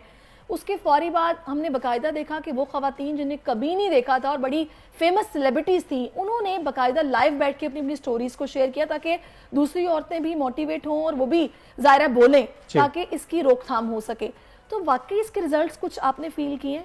डेफिनेटली देखिए इस कैंपेन का ये फ़ायदा ज़रूर हुआ है कि लोगों ने एटलीस्ट और ऐसी ऐसी एक्ट्रेसेस ने अपनी जो पास्ट के बारे में बताया और मैंने जो उनकी स्टोरी सुनी, आई कुड नेवर इमेजिन कि उन्होंने ऐसी सिचुएशंस फेस की बचपन से, और किसने बोला कि मैं तो बचपन से कंटिन्यूसली फेस करती आ रही हूँ, तो बड़ा मतलब आप समझे अलमिया है, तो मैं बड़ा शौक हुआ। और बट एटलीस्ट मैं कहता हूँ ये कैंपेन से ये फ़ायदा ज़रूर हुआ है कि लोगों को एक प्लेटफॉर्म मिला है कि वो अपनी वॉइस रेज करें। बट कुछ लोगों ने इसको मिसयूज़ इस तरह से किया है कि उन्होंने बोला कि चलो इसको बदनाम करना है तो यार, और हमें फेम चाहिए तो आओ उसको डिफेम करने के लिए कुछ करते हैं। तो बहुत सारे लोगों ने इसको इस प्लेटफॉर्म को ऐसे भी यूज़ किया मी टू कैंपेन को, विच इज़ रॉन्ग। अगर आपके पास एक राइट है और अथॉरिटी है और आपके साथ जेन्युइनली कुछ हुआ है तो देन आई फील कि you have a right to go on any platform and speak about it. But definitely आप अननेसेसरी जाके नहीं शुरू हो सकते कि जी मुझे इन्होंने छेड़ा या हाथ लगाया या इन्होंने मेरे साथ ऐसा किया। सबूतों पे बात आ जाती है, वो सारी चीज़ें ज़ाहिर है वो अगर हों तो फिर ही कुछ हो। अच्छा, मैं फाइनली आपसे ये पूछना चाहूँगी कि बड़ा ये भी अनफॉर्चुनेट है कि मैंने कभी नहीं देखा कि कुछ इस तरह के केसेस जो कि अदालतों में भी हों या पुलिस स्टेशन पे आए कि जी इस तरीके से हरासमेंट हुई, बाकायदा केस चला और मुजरिम को सज़ा मिली। ये जो छोटी मोटी हरासमेंट है ना, ये तो आई थिंक हमारे यहाँ सरफे नज़र कर दी जाती है कि उसको फॉर ग्रांटेड लिया था, कोई बात नहीं, चलो जी माफ़ी तलाफ़ी कर लो, कोई बात नहीं, बस आइंदा से नहीं ऐसा होगा। तो आपको नहीं लगता कि हुकूमती सतह पर इस हवाले से कोई इस तरह की कानून साजी होनी चाहिए कि अगर आप वर्क प्लेस में महफूज नहीं फील करते तो रियासत भी कोई जिम्मेदारी लेना? देखिए सबसे बड़ी बात, इसको प्रूव कैसे करेंगे ना, अगर वर्क प्लेस की बात करें बियॉन्ड एनी कंट्री और प्लेस और ऑर्गेनाइजेशन, अगर किसी ने चलते हुए किसी को हाथ लगा दिया, आप उसको कैसे प्रूव करेंगे इसने हाथ लगाया? वहीं अदालत लग जाती, वहीं पिटाई शुरू हो जाती है। तो वो तो या तो वो वहीं पर शोर मचाए, और लेकिन आप उसको भी प्रूव नहीं कर सकते ऐसे लगाया, अब क्योंकि हर जगह पे तो कैमरे नहीं है। और अनलेस आप जाके उसी वक्त वहीं पर स्टॉप करें केस को और आप बोले IG DNA कर लें, इनके हाथ के फिंगरप्रिंट्स ले लें, इन्होंने हाथ लगाया, यही एक ऑप्शन है। और जब तक ये बात आगे तक जाती, जब तक ये सब चीज़ें प्रूव ही नहीं हो सकती ना कि इन्होंने हाथ लगाया, टच किया। तो फिर मेरा ख्याल है कि डॉक्टर साहब इसका हल ये है कि आप यहाँ पे लोगों की काउंसलिंग करें, जी ऐसा ही है, उनको थोड़ा एजुकेट करें या फिर उनको समझाया जाए कि भाई ये चीज़ गलत है और ये चीज़ सही है। बहुत सारी चीजें हैं इसके अंदर, बड़ा एक वास्ट टॉपिक है ये। देखिए it starts all from depression. ये जो सारी चीज़ें होती है ना, ये एक होती है डिप्रेशन और फ्रस्ट्रेशन की साइंस हैं, जहाँ पर आप बहुत सारी फीलिंग्स को, इमोशंस को लेके बैठे हुए हैं और दबे हुए हैं, और आप बोलते हैं कि जाओ और आओ अब मुझे इस पर अपनी वो फ्रस्ट्रेशन निकालनी है, क्योंकि जाहिर बात है मुझे 3-4 लड़कियों ने रिजेक्ट किया हुआ है, अब मुझे ये लड़की बहुत दिन से मुझे ऐसा फील होता है कि ये शी इज़ माई टारगेट, तो मैं अब इस पर अपना के अटैक करूं, और वो मैं इस तरह से स्टार्ट करता हूं, देखता हूं क्या रिस्पांस मिलता है मुझे। बिल्कुल आपने सही कहा, बहुत शुक्रिया आपका फहद, आप हमारे साथ मौजूद रहे हैं। और हल वही है कि एक तो सख्ती, इदारों के अंदर प्रॉपर निज़ाम हो, सिस्टम बने जो कि ज़ाहिर है सबकी तहफ़्फ़ुज़ की जिम्मेदारी ले, और सेकेंडली एजुकेट करें लोगों को, तो ये वाकयात रुक सकते हैं। कैमरे होनी चाहिए हर जगह, मॉनिटरिंग होनी चाहिए बकायदा। बिल्कुल thank you so much for your time. अभी ब्रेक लेते हैं, ब्रेक के बाद वापस आते हैं, स्टे विद अस।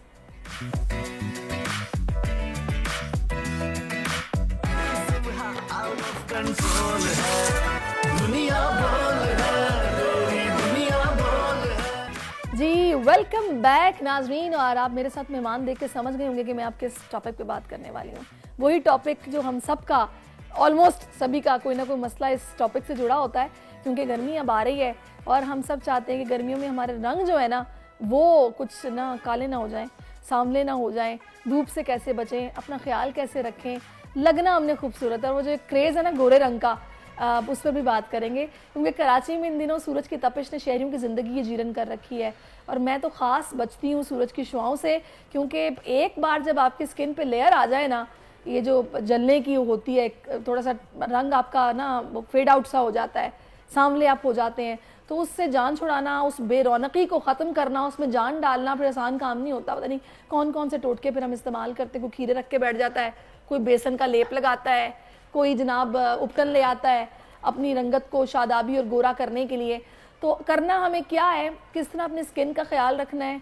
और ख़ास तौर पे मैं एक चीज़ और पूछूंगी कि हम लोगों के पैरों पर जो हमारे सैंडल से निशान बन जाते हैं चप्पलों के, उनको कैसे साफ़ करना है। अक्सर ये होता है कि जितना हिस्से में चप्पल होती है वो वाइट होता है और आगे पीछे से पाँव जो है ना वो सांवला हो जाता है, फिर हम चप्पल बदलते हैं। अगर वो हम 2 स्टेप्स वाली चप्पल पहने तो वो 2 स्टेप्स पैर पे बन जाते हैं। डॉक्टर खुरम मेरी बातें सुन के मुस्कुरा रहे हैं और कह रहे हैं बिल्कुल। फहरिश कैसी हैं आप? मैं बड़ा तड़प रहा हूँ आपका प्रोग्राम, क्योंकि आपकी इतनी नॉलेज है और इतना मजा आता है। अच्छा, और आप घरेलू बातें करती हूँ भाई, घरेलू ही बातें होनी चाहिए। देखिए जो आदमी बन जाए ना, जो जैसा बिल्कुल बनती नहीं है ना, नेचुरली बात करती है क्या जो, हाँ वो ड्रामा नहीं होता, लग नहीं रहा होता कि ड्रामा, नेचुरल लगता है, ठीक है। अच्छा नॉलेज भी होती है, सही, ठीक है। अच्छा और सबसे बड़ी बात आप कोशिश करती है कि जितने लोगों तक बहुत सारे लोग अफोर्ड नहीं कर पाते नहीं कर सकते, तो वो हमारे प्रोग्राम के जरिए जितना फायदा उनको हो सकता है वो मिल जाए, ये बड़ी बात है। जी ख्याल है कि हम फेस पे तो बात करते हैं, उस पे और भी करेंगे, लेकिन पहले आप जरा हाथ पैर की बात करते हैं, ठीक है, क्योंकि ये वाकई बड़ा प्रॉब्लम है कि मेरे पास भी जो घर पहनने वाली चप्पल है ना, जो मैं आम रूटीन में पहनती हूं, जितने हिस्से में पाँव की होती है उतना हिस्सा तो साफ रहता है, पीछे से पाँव जो है वो सामने जल जाता है पूरा। अच्छा पहली बात ये कोशिश करनी चाहिए, लड़कियां भी लड़के भी, जितने भी आप चप्पलें लें या जूते लें, तो जो हिस्सा टच कर रहा है, जैसे आपने कह रहे हैं 2 पट्टी वाली चप्पल, तो जो हिस्सा आपको टच कर रहा है ना आपकी स्किन को, वो आप पहले खरीदते ही मोची को दें और उससे कहें कि जो हिस्सा टच कर रहा है ना, क्योंकि उसमें रबर भी हो सकता है, लेदर भी हो सकता है, तो उसमें जाके कपड़ा लगा दे, कैनवस का कपड़ा लगा दे, वो आप फिर चप्पल पहने। अच्छा सेकंड ये कि आप रोजाना पहले चप्पल खरीदने जाओ फिर मोची के बहुत देखो मोची को भी काम मिल जाएगा और बड़ा सस्ता सा होता है ना, 1-2 मिनट की तकलीफ उठा ले, ठीक है। और कोई भी शूज जैसे कोई ऐसा मटेरियल नहीं है कि जिसकी चप्पल खरीद के पहनी जाए जिससे नहीं होगा ये? भाई देखिए कुछ नहीं कह सकते, कोई भी मटेरियल में हो सकता है कि डाइज हो उसमें, ठीक है, रबर हो सकता है, ग्लूज हो सकते हैं, प्लास्टिक्स हो सकते हैं, तो वो एलर्जी करता ही है। अच्छा सिर्फ ये एलर्जी ये नहीं कि उसी हिस्से में आएगी, बाकी हिस्से में भी फैलती है, ठीक है।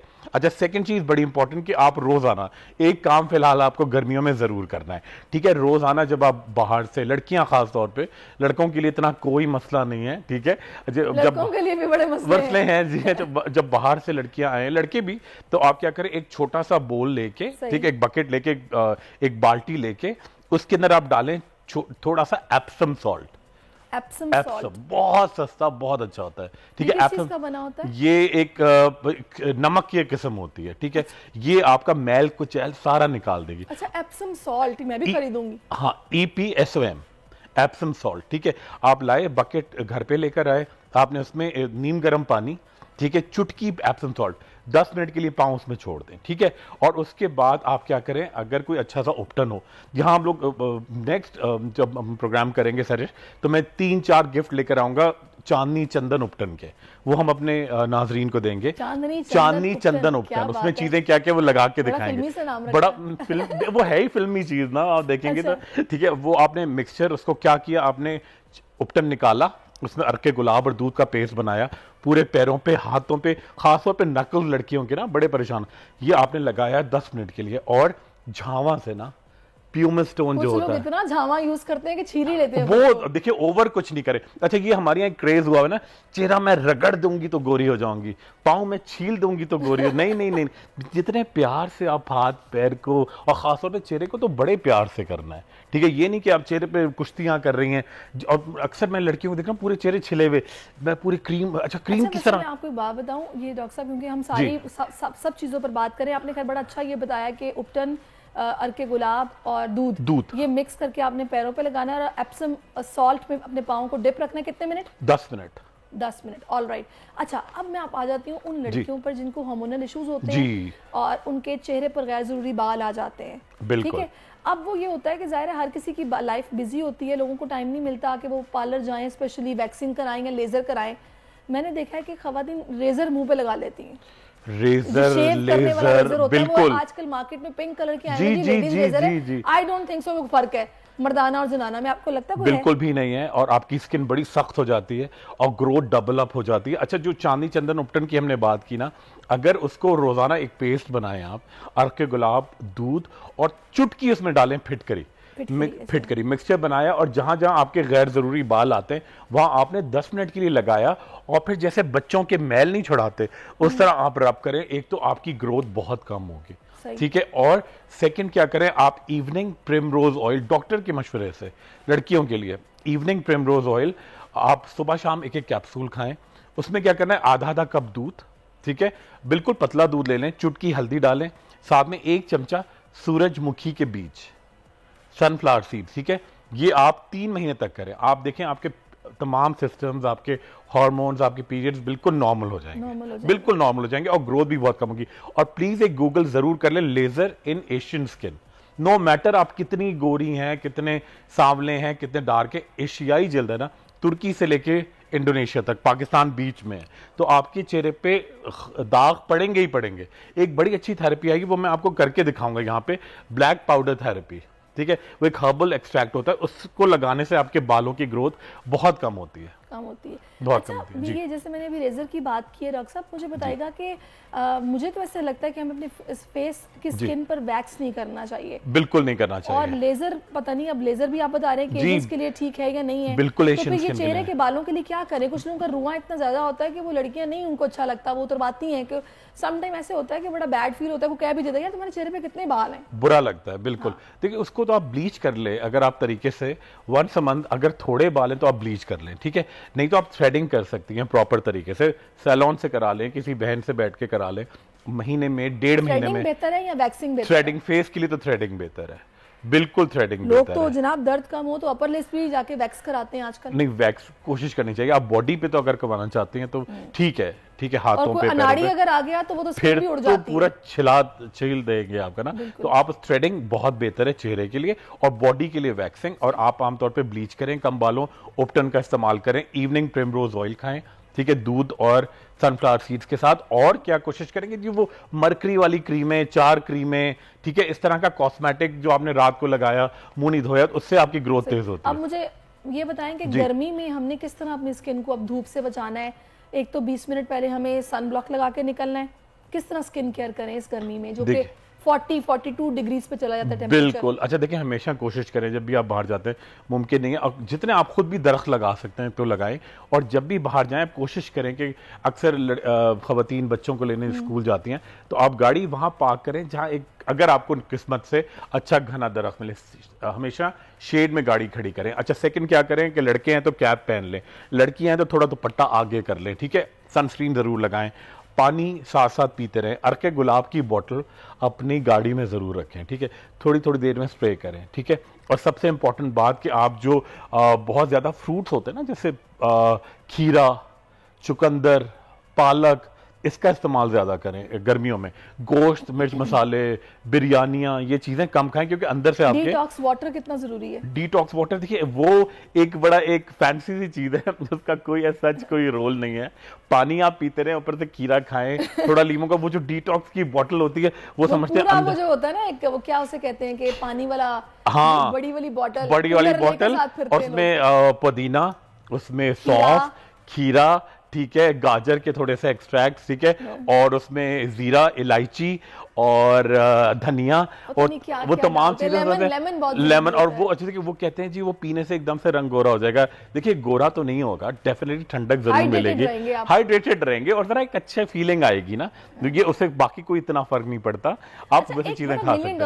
जी जी जी जी जी। जो अक्सर लोग मुझे भी पूछते हैं और अक्सर मुझे कहते हैं कि यार हमें किसी मिलवा दो, हाँ, किसी डर्मेटोलॉजिस्ट से, हमें ये समझ नहीं आती कि हम मार्केट से जाके अपने लिए क्रीम कौन सी खरीदें। हाँ, आप भले क्रीम का नाम ना बताएं, जी, जी, आप जी, इंग्रेडिएंट्स बता दें कि ये उस क्रीम में अगर होंगे तो बस ये क्रीम लें। बिल्कुल। अच्छा देखिए, पहले तो एक वो जो बहुत सारी ना लड़कियों के नामों की क्रीमें हैं, अल्लाह की कसम मैं आपको बता नहीं सकती कि आजकल लोगों ने 3,500 4,000 हजार की नाजरीन क्रीम्स, जो कि मतलब 3D क्रीम, तो नाइट क्रीम, तो डे क्रीम, और वो महंगे महंगे ब्रांड्स की क्रीम्स हैं, उनमें जनाब हाइलुरोनिक एसिड भी मिक्स है, उसमें मेंडलिक एसिड भी मिक्स है, तो नहीं कौन कौन सी सीरम मिक्स है, और मेंडेलिक, वो पता नहीं, अब वो लड़कियां हर कोई दूसरी चेहरा जला के, वो मैंने नेट पे देखा था 4,500 का डील में, एक तो डील ऐसा लगता है कि आइसक्रीम खा रहे हैं आप, डील से तो हमने निकलना बाहर। बिल्कुल। समझे, लड़कियां लड़के भी, कि वो नेट पे आया था जी हाइलुरोनिक एसिड की, मेंडेलिक एसिड की, विटामिन सी सीरम, वो देखिए एक लिमिटेड टाइम के लिए किस कंडीशन में लगाना है, किस स्किन पे लगाना है, उसके लिए होता है। लड़कियां खरीद के उसको पूरा चेहरा 5 दिन 8 दिन तो बड़ा उजाला आ जाता है चेहरे पे, फिर बिल्कुल ही आपकी स्किन जल जाती है। कभी भी ये चीजें नहीं लगाएं। अच्छा, अगर आपको कोई नॉर्मली लगानी है, ठीक है, आप एक चाहते हैं, कोई डॉक्टर से मशवरा नहीं हुआ, आपको बाजार से लेनी है, तो आप बाजार जाके लेनोलेनिक, LANOLENIC, बहुत ही माइल्ड, जो लेनोलेनिक,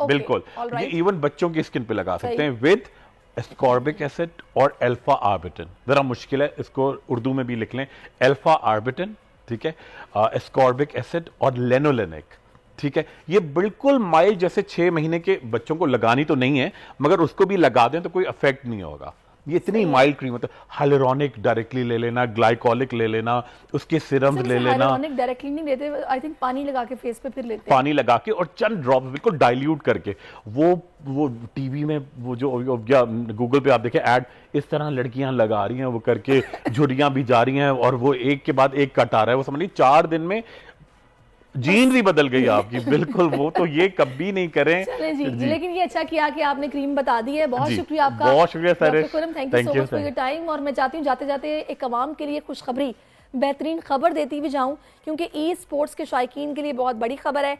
पाकिस्तान में बाज़ को गाउंटलेट के मुकाबले में हम देख रहे हैं कि टेकन 7 के लेजेंड्स महारत का मुजाहरा करने जा रहे हैं। जनूबी कोरिया, जापान और बरतानिया के इंटरनेशनल सुपरस्टार्स 10 से 12 मई के दौरान टेकन एट इनोवेशनल इन्विटेशनल टूर्नामेंट के लिए लाहौर में एक दूसरे को जेर करने की कोशिश करेंगे। पाकिस्तान में ई गेमिंग के मैदान में बहुत बड़ी खबर है कि ज़ाहिर कोरियन लेजेंड्स हैं जो कि पाकिस्तान आ रहे हैं। और दिबाज गाउंटलेट, मैंने सोचा कि नाम गलत ना हो जाए, मैं फिर से ले दूं, टेकन 7 के लेजेंड्स का ये मुहारत का मुजाहरा होगा। और ये जो इवेंट होने जा रहा है, ये इन्विटेशनल इवेंट है जो कि होने जा रहा है, तो लाजमी आप इसके टिकट्स भी ले सकते हैं, शिरकत भी कर सकते हैं। लाहौर में होगा तो ज़रूर एंजॉय कीजिएगा। मुझे इजाज़त दीजिए, इंशाल्लाह फिर आपसे कल मिलेंगे। कल तक अपना बहुत ख्याल रखिए, मुझे दुआ में याद रखिए। अल्लाह हाफ़िज़। आजकल ज़िंदगी ही सुबह आउट ऑफ कंट्रोल है, दुनिया बोल है, दुनिया बोल है। सब्सक्राइब करें और बेल दबाएं ताकि कोई खबर रह न जाए।